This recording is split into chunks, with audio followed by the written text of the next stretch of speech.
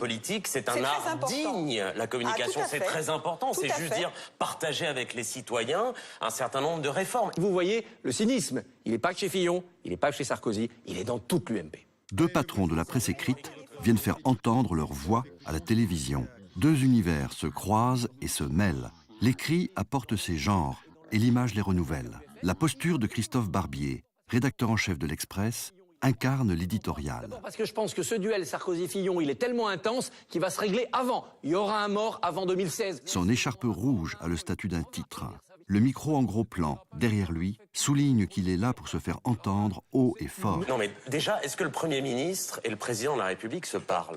L'image dramatise aussi le genre de l'interview politique. Le face-à-face devient un face-à-profil, où Nicolas Demorand, patron de Libération, le regard inquisiteur, occupe la position dominante. Je voulais revenir sur ce mot de pause fiscale qui a été le mot de la semaine.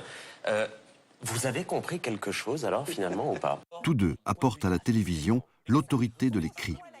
C'est celle du savoir, attestée par les diplômes, qui permet aux journalistes agrégés de jouer l'examinateur. Moi je n'ai rien compris. Oh, ça m'étonne de vous, Nicolas Demorand. Il impose le tempo et place tout l'entretien dans le registre de la compréhension. J'ai Ah, ça. compris que vous ne Au savez fond, pas c'est quoi la communiquer. question? J'ai compris que vous ne savez pas communiquer. Christophe Barbier affiche la même assurance de savoir. C'est d'ailleurs pas un dérapage, c'est une offensive. Il veut se démarquer. Et pour se démarquer, il faut arracher la marque. Et il couronne d'une référence savante la conclusion de son texte. Et ils espèrent qu'une chose, c'est que Fillon-Sarkozy, les deux, soient morts comme Étéocle et Polynice sous les remparts de Thèbes. En résumé, la presse apporte à l'image le prestige de l'écriture.